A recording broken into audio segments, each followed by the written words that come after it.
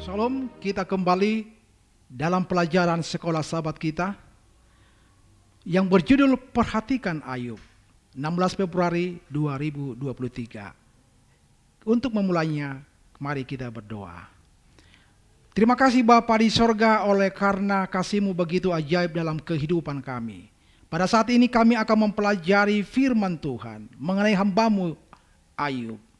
Untuk itu Tuhan bantu kami untuk memahami pelajaran ini dengan baik. Sehingga pelajaran ini boleh mempengaruhi kehidupan kami hidup bersama dengan Tuhan. Dalam nama Yesus kami berdoa. Amin. Baik, pelajaran kita pada saat ini pelajaran yang sangat menarik yang berjudul Perhatikan Ayub. Mari kita baca Ayub 1 ayat 8. Lalu bertanyalah Tuhan kepada iblis, apakah engkau memperhatikan hambaku Ayub? Sebab tiada seorang pun di bumi seperti dia, yang demikian saleh dan jujur, yang takut akan Allah dan menjauhi kejahatan. Bagaimana Ayub berdasarkan gambaran dari Allah sendiri? Sangat baik. Bahkan Tuhan menyebut Ayub saleh dan jujur. Begitu saleh dan jujurnya sehingga tidak ada seorang pun di bumi pada waktu itu yang dapat sama seperti dia. Lagi, ini adalah perkataan Allah sendiri. Kata demi kata tentang Ayub. Bahkan setelah Ayub menghadapi satu malapetaka kepada malapetaka yang lain, Allah mengulangi apa yang pertama kali ia katakan tentang Ayub. Bahwa tidak ada satu orang di bumi yang sama dengan dia, saleh dan jujur dan seterusnya, kecuali kemudian satu unsur yang baru ditambahkan. Ayub masih tetap dalam keadaan itu, meskipun engkau telah membujuk aku melawan dia untuk mencelakakannya tanpa alasan. Ayub 2 ayat 3. Dan meskipun kita menemukan pandangan yang kuat tentang kesalehan dan kejujuran Ayub dalam hal bagaimana dia menolak meninggalkan Allah, terlepas dari semua yang telah terjadi dan terlepas dari ejekan istrinya yang malang, apakah engkau akan tetap berpegang pada kesalehanmu? Kutukilah Allahmu dan matilah. Ayub 2 ayat 9. Buku itu menyatakan aspek yang lain dari kehidupan Ayub sebelum drama di sini dibukakan.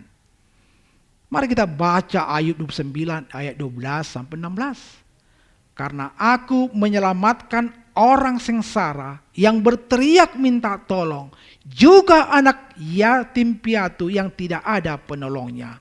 Aku mendapat ucapan berkat dari orang yang nyaris binasa, dan hati seorang janda kubuat bersukaria.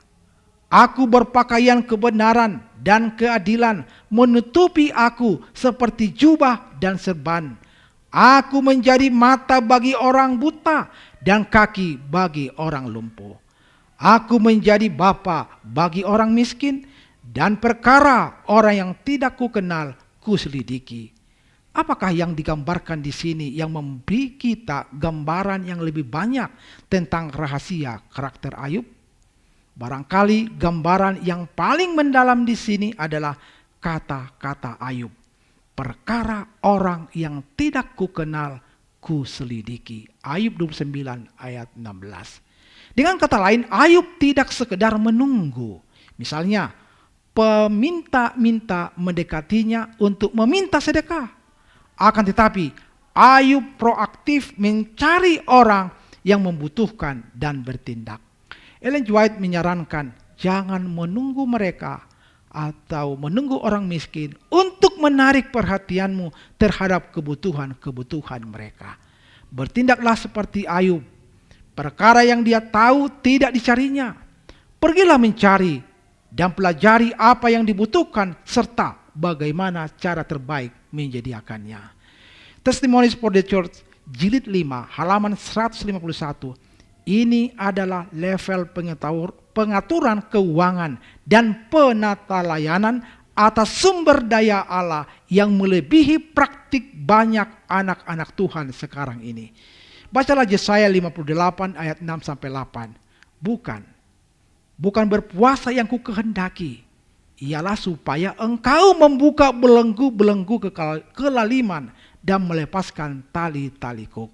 Supaya engkau memerdekakan orang yang teraniaya dan mematahkan setiap kuk.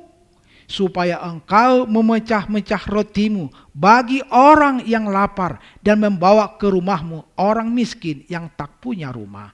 Dan apabila engkau melihat orang telanjang, supaya engkau memberi dia pakaian dan tidak menyembunyikan diri terhadap saudaramu sendiri. Pada waktu itulah terangmu akan mereka seperti fajar, dan lukamu akan pulih dengan segera. Kebenaran menjadi barisan depanmu, dan kemuliaan Tuhan barisan belakangmu. Bagaimana kita dapat mengambil ungkapan tua ini dan menerapkannya pada kita sekarang ini? Tuhan memberkati. Kita berdoa. Terima kasih Bapa di sorga, oleh karena firman-Mu yang begitu indah pada saat ini. Bagaimana kami harus meneladani Ayub hamba Tuhan yang setia itu. Ajar kami agar kami boleh hidup di dalam kebenaran Tuhan sebagaimana hamba-Mu Ayub. Di dalam nama Yesus kami berdoa. Amin.